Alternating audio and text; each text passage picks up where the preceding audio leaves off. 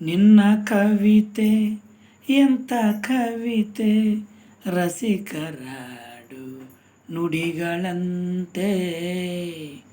ನಿನ್ನ ಕವಿತೆ ಎಂಥ ಕವಿತೆ, ರಸಿಕರಾಡು ನುಡಿಗಳಂತೆ. ಮಲ್ಲೆ ಹೂವು ಅರಳಿದಂತೆ, ಚಂದ್ರಕಾಂತಿ ಚೆಲ್ಲಿದಂತೆ.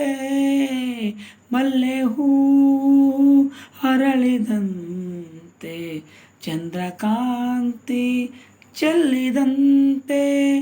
ಜೀವ ಜೀವ ಅರೆತು ಬೆರೆತು ಸುಖವ ಕಾಣುವಂತೆ.